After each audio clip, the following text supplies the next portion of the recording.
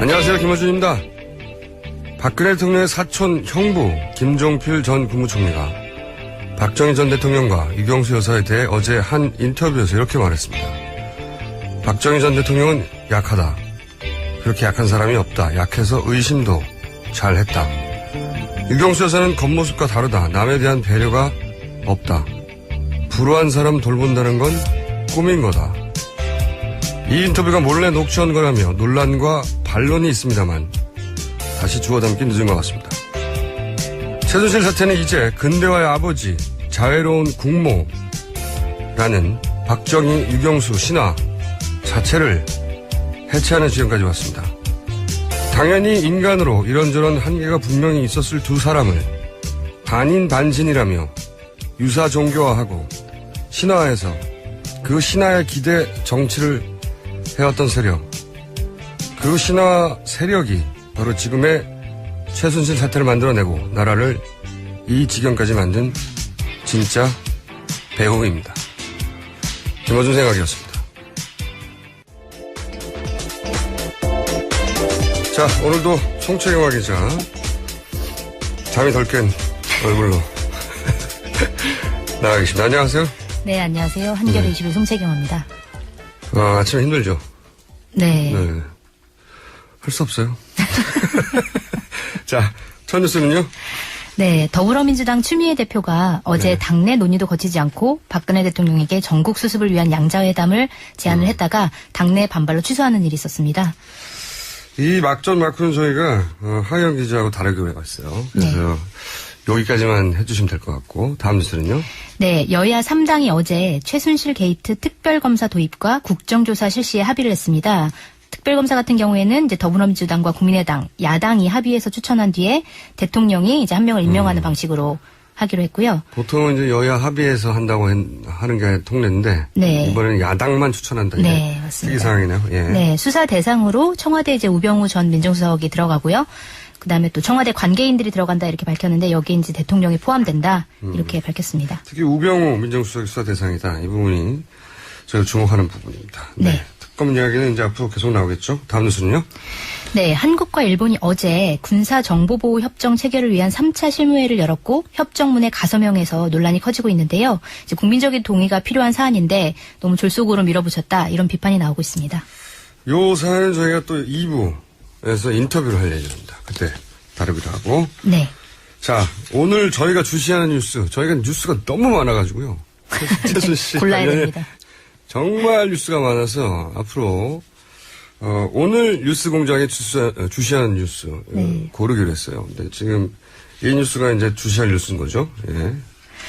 네, 전해드리면요. 베트남 주재 고위 외교관 선임에 최순실 씨 일가가 개입한 정황이 있다. 이런 의혹이 이제 제기된 건데요. 주 호찌민 한국 총영사관의 김재천 영사가 JTBC와 이제 인터뷰를 한 내용인데 뭐라고 얘기를 했냐면 전대주 전 베트남 대사와 박노환 현 호찌민 총영사의 임명 과정이 정상적이지 않았다 이렇게 주장을 한 건데요.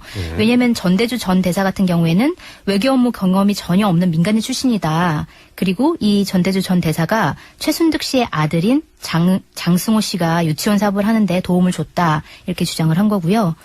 네, 박노환 총영사 같은 경우에도 이 전대주 씨와 함께 공사로 일을 하다가 이제 지난 2005년 4월에 호찌민 총영사를 맡았는데 역시 이분도 그 장승호 씨를 도와주기 위해 임명을 했다. 이런 의혹이 나온다. 이런 내용입니다. 이게 왜 주요 주목 뉴스냐면 사실 베트남 뉴스가 굉장히 중요한 뉴스인데 후속 보도도 잘 없고 네. JTBC 정도가 계속 후속 취재를 하고 있고 검색어도 잘 등장하지 않고 네, 그렇죠. 네, 그리고 관련 블로그들은 포털에서 보통 삭제되거나 그래요. 네, 그 아마 누군가 요청했겠죠. 근데 이게 뉴스가 띄엄띄엄 있어가지고 이 뉴스의 전체 그림을 보기가 힘든데 한마디로 말하면 베트남 대사가 네. 어느 날 갑자기 외교부도 모르는 네. 전혀 모르는 현지 기업 근무 경력의 상공인 출신 이분이 됐다는 거죠. 네. 근데 이분이 알고 봤더니 최순실 씨의 누나 언니죠. 언니. 네. 언니 최순득 씨의 아들. 네. 저희가 이제 몇 주 전부터 나오는 그 숨어있는 비선실세라고 하는 장시호 씨. 네. 예, 오빠. 그렇죠. 온 가족이 다 나옵니다, 여기는. 네. 이제 그 장승호 씨가 베트남에서 유치원 사업을 하는데 네. 거기에 도와줬던 사람이다. 그 사람이 갑자기 외교부도 모르게 대사로 임명이 됐다. 이거죠. 네, 그런 겁니다. 그리고 이 장승호 씨 관련해서 처음 나온 뉴스는 뭐냐면은 이제 대통령이 정권 초기에 베트남을 방문했어요. 네. 네. 근데 그 교민 만찬을 하면 거기 참석자들을 교민들이 쭉 작성하죠. 네. 근데 이 장승호 씨가 하는 사업은 베트남에서 크게 뭐 하는 사업도 아니어서 여기 교민들이 작성한 리스트에 들어가지 않았어요. 근데 청와대가 이 사람만 유일하게 만찬에 참석하라고 지시를 해서. 네, 갑자기 만찬에. 띄워넣기 식으로 들어갔다 이런 보도가 그렇죠. 있었죠. 이쯤 되면 박근혜 대통령 베트남 방문 자체가 이게 최순실 씨의 의도가 아닌가 의심해야 되는 상황인데. 여건 그때 한번 등장을 했고. 네. 또 이제 띄엄띄엄 있다가 뭐가 나왔냐면 대사. 그렇죠? 네. 대사 말고 총영사도 방문한 총영사도 사실은 전대사죠. 네. 이분은 전대주 전대사. 네, 전대사가 더 이상 대사가 아닌데 그때 근무했던 사람으로 네. 이 장승호 씨를 도와주려고 임명된 거다라고 하는 인터뷰를 누가 했느냐? 네. 현직 영사가 했어요. 네, 현직 영사죠. 외교부에 현재 지금 근무하고 있는 외교관이 이 두 사람의 임명은 외교부의 백으로 된 게 아니다. 외교부에서는 정상적이지 않은 영전이었고 이건 말도 안 된다라고 인터뷰를 했어요. 굉장히 큰 인터뷰죠. 네, 그렇죠. 네. 현직 공무원이 자기의 신분을 드러내고 인터뷰를 하는 건 굉장히 이례적이죠. 저는 전례 단 한 번도 본 적이 없어요. 네. 단 한 번도 본 적이 없는 일이 마구 일어나긴 하는데 현직 외교관이 자기 이름을 내고 인터뷰를 해버린 거예요. 네. 실명 고발을 한 거죠. 굉장히 큰 사안입니다. 그 외교가에서는 말도 안 되는 사람이 됐다.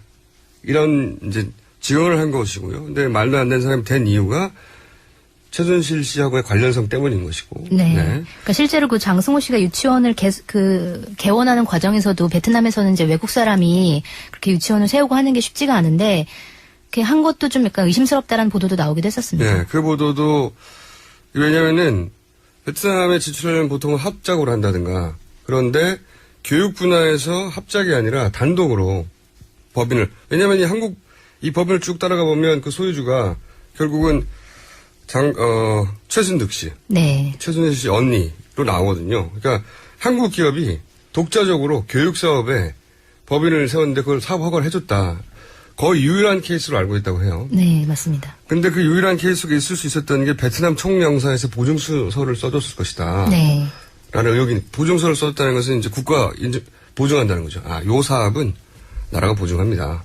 라고 하니 이제 허가가 났을 것이라고 하는 건데, 근데 그 총영사가 최순실 씨와의 연관성이 있다. 네. 여기까지만 하면 그냥 자기 사촌이 아니죠. 조카. 네, 사촌 조카. 네, 조카가 베트남에서 하는 사업을 도와주려고 그랬을 수 있지 않나. 인사를 개입했다 네. 정도로 보여줄 수 있는데 여기서 한 걸음 더 나가는 뉴스가 네, 뭐냐면 또 다른 뉴스가 있었죠.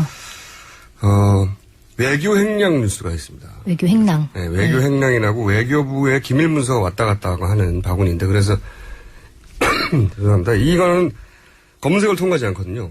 네, 공항에서 검색을 통과하지 않고 그냥 들어갈 수 있죠. 근데 외교부의 내부 제보에 의하면 이 횡령을 통해서 최순실 씨의 자금이 베트남으로 넘어갔다는 거예요.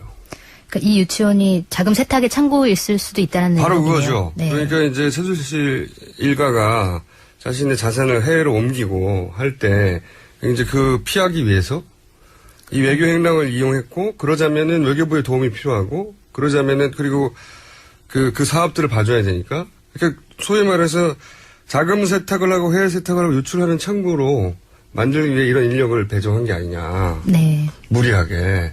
이런 의혹입니다. 사실 이렇게 전체 그림을 놓고 보면 엄청나게 중요한 뉴스고. 그렇죠. 그리고 이제 조각조각이 드러나고 있는데 다 이게 이어 맞춰지면 이건 말도 안 되는 거군요. 국가 기관과 권력을 이용해서 사실은 자기 개인 재산을 해외로 반출하고 세탁하려고 한 거잖아요. 네. 검찰 수사 목록에 이것도 넣어야 되겠네요. 당연히 넣어야 됩니다. 당연히. 엄청나게 큰 뉴스라고 보고요. 이 뉴스가 모두가 주목해야 될 뉴스라고 봅니다. 그러니까 근데 베트남이 띄엄띄엄 나고 국내도 너무너무 매일매일 뉴스가 나오니까 이거 잘 안 보게 되는데 이 뉴스 굉장히 중요합니다. 네, 저희가 오늘 주목하는 뉴스는 베트남 뉴스였고요. 자, 다음 평범한 뉴스들 전해주시죠. 뭐 다음 뉴스도 그리 평범하진 않은데요. 네. 네, 청와대가 그 최순실 게이트가 불거진 10월 중순께 검찰 수사 등에 대응하기 위한 지침서 성격의 문서를 작성한 걸로 드러나는데요. 이 작성한 것 자체도 뭐 사실 문제가 될 수도 있지만 더 큰 문제는 이제 검찰 수사에 대비해서 증거 인멸을 하는 방법까지 제시돼 있어서 이제 논란이 더 커질 걸로 보이는데요. 아, 이 뉴스가 참 뭐랄까요, 이게.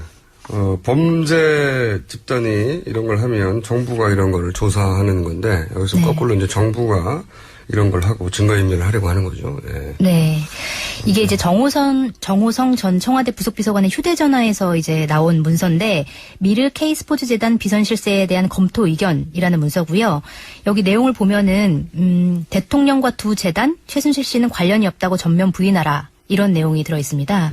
그러니까 이제 의혹이 불거지니까 어떻게 대통령한테 처신을 해라 이런 이제 지침이 담겨 있는 건데 실제로 박근혜 대통령이 이제 이 문서가 작성된 뒤에 청와대 수석비서관 회의에서 처음으로 이제 재단 문제를 언급을 했고요. 뭐 만약 어느 누구라도 재단과 관련해서 자금 유용 등 불법 행위를 저질렀다면 엄정히 처벌받을 것 이렇게 이제 밝혔습니다. 근데 이게 사실은 다 이 대형 문서에 나온 대로라는 거죠. 네, 맞습니다. 그리고 또 더 중요한 문제는 이제 검찰 수사에 대비해서 증거 인멸을 시도한 내용이 포함됐다 이런 건데 뭐 내용을 보면 휴대전화 통화 내역, 문자 메시지, 카카오톡 대화 내용 등의 보관 기간, 복원 가능 여부 이런 것도 이제 쭉 써 있었고 그다음에 특히 최근에 이제 검찰 수사를 받은 롯데그룹이 어떤 프로그램을 이용해서 컴퓨터를 정리해서 증거를 없앴는지 이런 내용까지 들어 있었다고 합니다. 이게 증거인멸은 굉장히 중요한 범죄예요. 네. 원래 즉시 구속 사유가 왜냐하면 조사를 해야 되는데 이거 증거인멸을 하려고 하면 더 이상 이 사람을 밖에 두면 안 된다. 그래서 네. 즉시 구속하거든요. 그러니까 사실은 피의자와 통화만 해도 재판 과정에서 불이익을 당하고요. 사전에 모의하거나 또 증거인멸을 하려고 한 시도가 아니었나? 제가 재판 많이 받아서 알지 않습니까? 전문가시군요. 서로 통화도 안 해요. 근데 이거는 말이죠. 이건 즉시 구속 사안입니다. 즉시. 네. 근데 이미 이런 이야기가 오래전에 오갔으니까 증거인멸은 다 했겠죠. 네. 네. 10월 중순에 네. 작성되는 벌써 한 달 전 이야기고요. 근데 이게 이제 내용을 보면 이건 청와대 내에서는 민정 라인이 작성할 수밖에 없는 내용이거든요. 검찰에 네. 관련된 검찰에서 복원을 하면 얼마 만에 복원할 수 있느냐 뭐 이런 이야기니까요. 네, 맞습니다. 이제 민정수석실에서 작성한 걸로 추정이 되는데 그러면 이 문서를 누가 작성하라고 지시했느냐 이런 걸 따져보니까 이제 문서를 보니 지시사항에 대해 법적 검토를 해보니 말씀하신 것을 검토해보니 이런 이제 문구가 들어있어서 그러니까 박근혜 대통령이 지시를 하고 보고를 받은 거 아니냐 이런 의혹이 나오고 있습니다. 굉장히 큰 뉴스죠. 이건 범죄 집단이 하는 짓입니다. 이거를 청와대에서 대통령과 민정 라인이 이야기하고 그리고 실행에 옮기고 했다는 거는 이건 청와대 전체를 구속해야 되는 거예요, 실제. 네. 이거 좀 골때리는. 이런 뉴스까지 다 나오네요, 이제. 참네. 짐작만 하던 거죠, 보통. 벌써 뭐 다 인멸했겠지. 짐작만 네. 하던 게 이렇게 문서로 나온 거죠. 근데 재밌는 건 이 문서가 정호성 전 비서관의 휴대전화에서 나왔다는 거. 왜 비서관이 이걸 지우지 않았을까라는 의혹이 또 나오고 계속 나오는 거죠, 그 의혹이. 네. 사진의 형태로 있었다고 하던데. 네, 이 문서를 사진을 찍어서 휴대폰에 보관하고 있었던 거를 발견을 했다고 합니다. 이게 제 생각에는 그런 이유로 찍었을 것 같아요.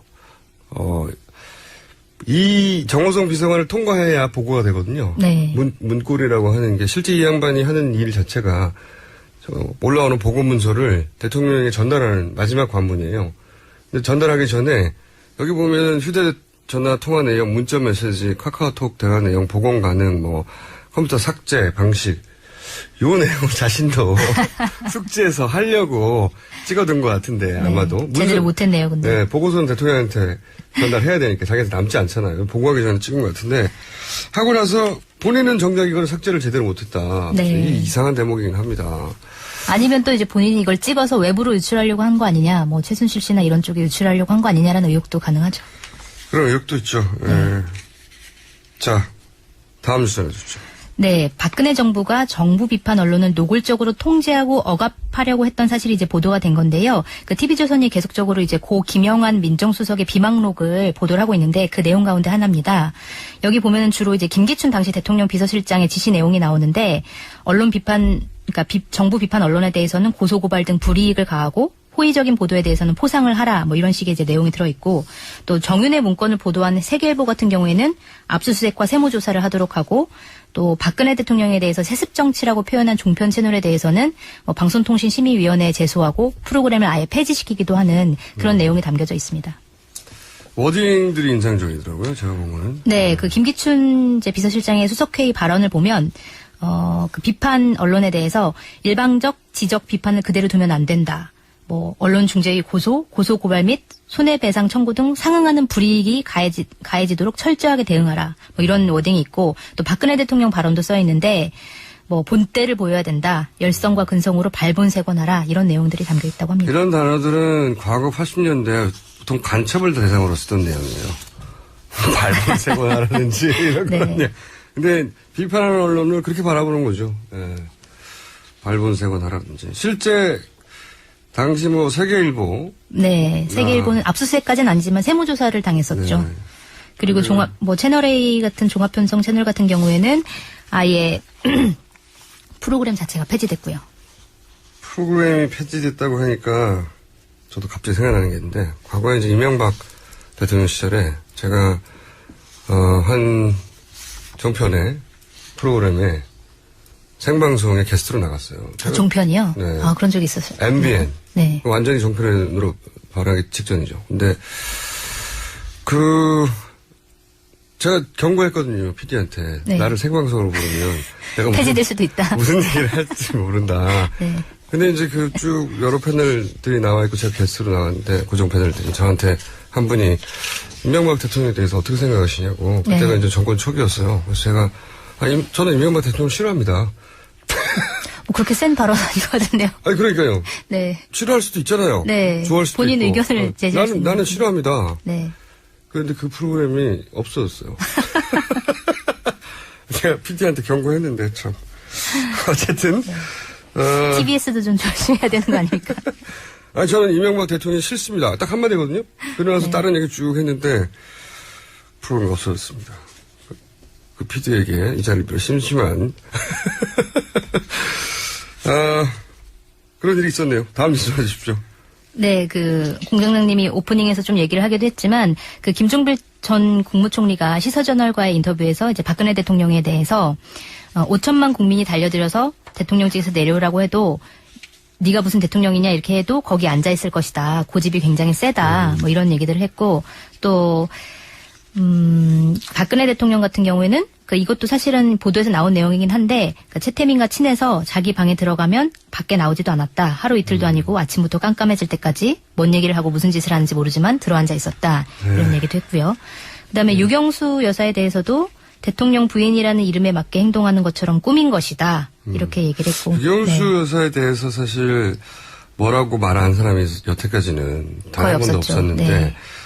그런 유경수 여사가 이때까지 보여줬던 이미지는 사실 연출된 것이고 실제로는 남에 대한 배려가 없다. 이런 네. 이야기는 처음 나온 건데 그 처음 나온 사람이 하필이면 가장 잘하는 김종필 전 총리여서 네. 사촌 형부죠. 박근혜 네. 대통령이. 굉장히 파장이 큰 거죠. 그러니까 박정희 대통령의 형의 딸. 네. 맞습니다. 네, 형의 딸과 김종필 전 국무총리가 결혼을 했어요. 굉장히 가까운 사이죠. 네. 구태에서 같이 했던. 근데 이제 이런 얘기를 했고 시사저널하고는 지금 논란을 겪고 있죠. 나는 그런 녹취하는지 몰랐는데 뭐 일방적으로 이런 네. 얘기했고. 근데 이제 이미 녹취가 있으니까 수요 담기는 좀 늦어버렸고.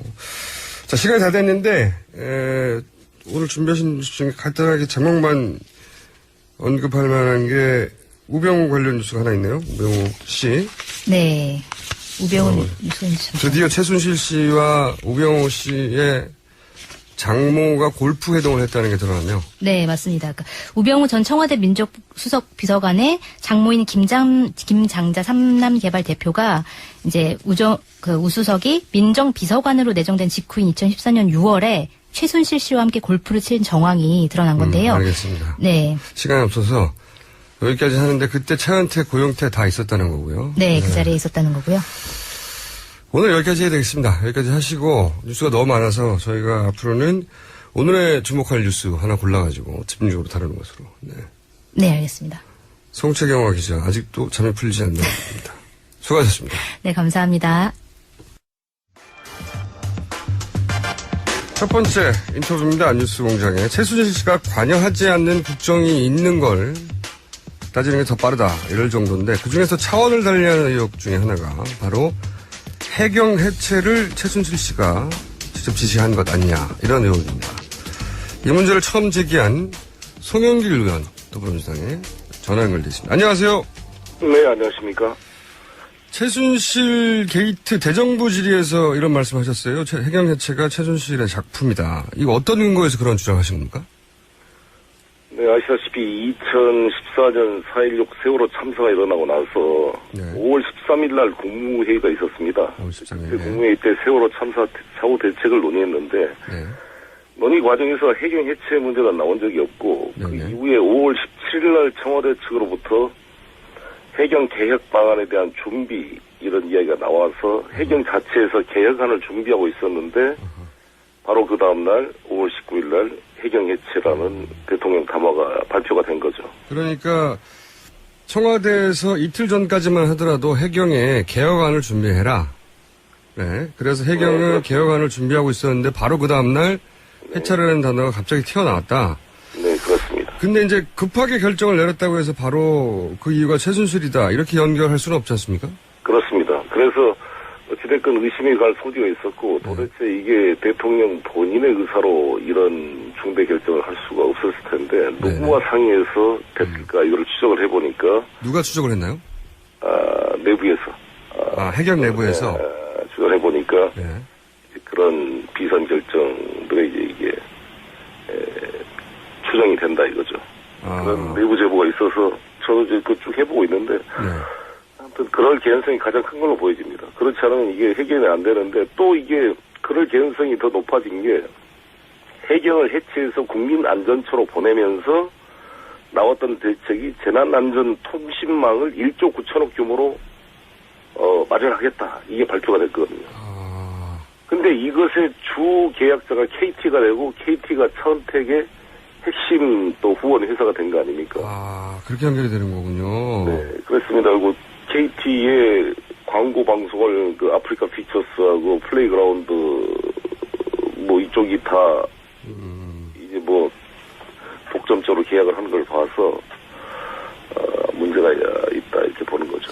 그런데 이제 제가 그날 주장하신 거를 제가 보기도 봤는데 그 해경 내부에서 정보관들이 도대체 왜 하루 만에 갑자기 해경 해체 얘기가 나왔냐. 청와대 내부의 비서진들도 몰랐던 내용인데 이게 하루 만에 이렇게 됐다는 게 이해가 안 간다. 이렇게 해서 이제 해경 내부에서도 누구의 결정인지 추적해 봤더니 최순실이라는 이름이 뒤에 나왔다. 네. 이렇게 말씀하셨는데 그런 해경 내부의 조사가 있었다는 거죠? 정보관에? 그 내부에서 그런 파악이 된 걸로 알고 있습니다. 예. 그런 내용이 이제 의원님한테도 제보가 된 거고요. 네.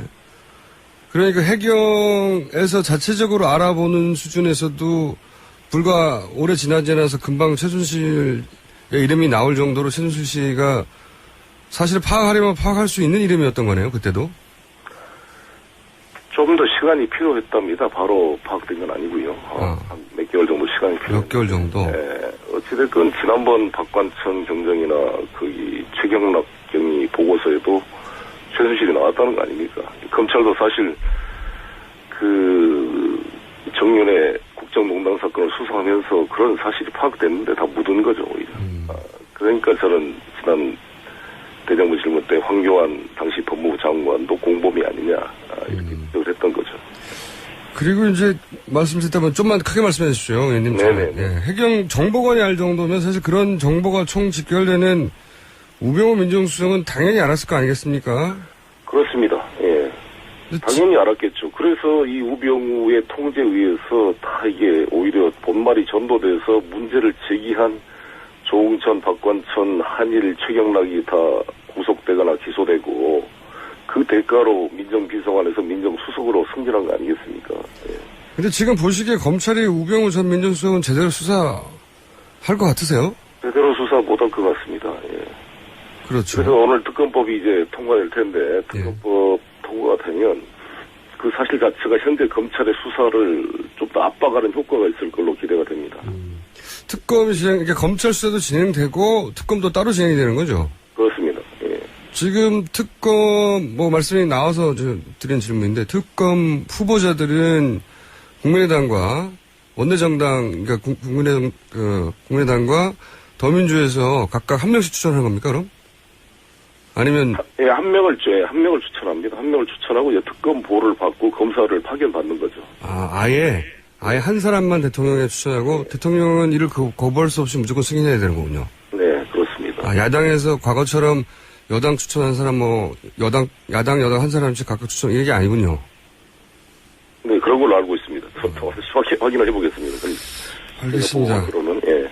방금 이제 그렇게 급하게 단 하루 만에 정부 조직을 아예 해체하는 결정을 한 것이 청와대 내부에서도 몰랐는데 해경도 몰라서 파악을 하다 보니 최순실의 이름이 나왔다 이런 말씀하셨는데 그렇게 급하게 결정한 이유로 이제 의심을 하시는 것 중에 하나가 국민안전처로 변하면서 거기 이권 사업이 있었고 그 이권 사업을 따라가다 보면 뒤에 또 최순실의 의혹이 있다 이런 말씀하셨잖아요. 그렇습니다. 예. 예, 이권 사업 때문이 아니냐 이런 말씀도 하셨는데 이권 사업 말고 또 다른 이유도 있을까요?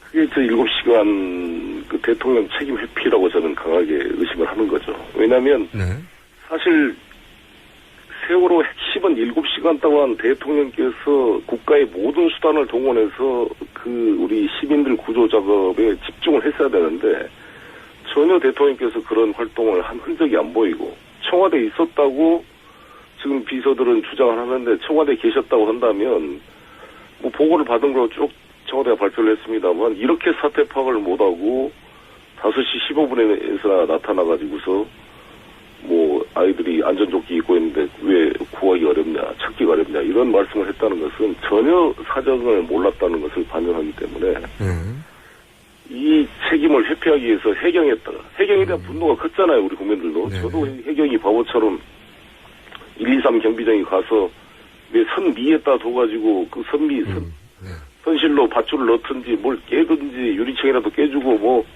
빨리 나오라고 방송이라고 했었는데 너무 무능하게 대처했거든요. 그래서 이 해경에 대한 분노를 이용해서 대통령의 책임을 해경에 떠넘긴 것이다. 저는 이렇게 생각합니다. 해경 해체라고 하는 충격요법으로 7시에 대한 국민적 의혹이나 이런 걸 다 무마시키려고 했다. 그런 의도도 있었다. 당연히 그렇게 해석된다고 생각합니다. 지금 해경 해체는 새누리당도 반대하고 지금 이제 중국 불법으로가 이렇게 판을 치니까 해경 부활론이 다 나오고 있거든요. 사실 제가 보더라도 이 중대한 11,000명 20개가 되는 경찰서가 있는 이 큰 조직을 둘로 쪼개가지고 수사 정보 기능을 육경으로 보내버리고 경비 안전 기능을 국민 안전처로 갖다 놓으니까 사실 중국 어선 불법으로가 판을 치게 이게 방치가 된 거죠.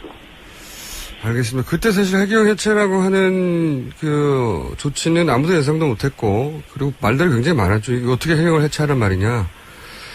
굉장히 말들이 많아서 이유가 뭔지 아무도 알 수가 없었는데 지금 보면 7시간 대한 의혹이나 이권 사업이 아니겠냐고 이제 그 뒤에 최순실 의혹이 있다 이런 말씀 하시는 거고요. 특검 수사가 진행되면 이것도 같이 밝혀질 걸로 저는 생각합니다. 알겠습니다. 네.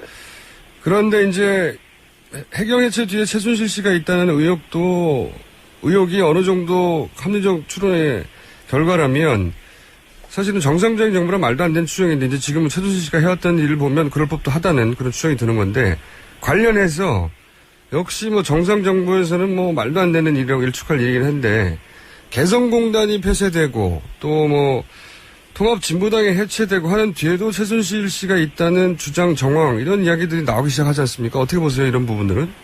그럴 개연성이 크다고 봅니다. 특히 개성공단 같은 경우는 통일 대박론을 이제 최순실이 제시했다라고 나온 걸 봤을 때 북한 붕괴론, 통일 대박론 이게 어떤 주술적인 판단의 냄새가 나고 이것에 기초해서 개성공단이 이렇게 폐지가 된 게 아닌가 이렇게 의심이 됩니다.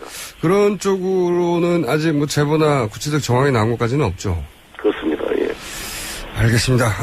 저희가 요 사안은 원포인트로 해경 해체 관련해서는 오로지 의원님만 주장하시기 때문에 제가 여쭤본 건데, 다음에 다른 사안으로 전화 통화를 해야 되겠습니다만, 그 전에 마지막으로 하나만 더 여쭤볼게요. 네. 의원님. 어제 추미애 대표 영수회담 갑자기 제안하셨잖아요. 취소됐는데. 왜 제안했고 왜 취소됐나요?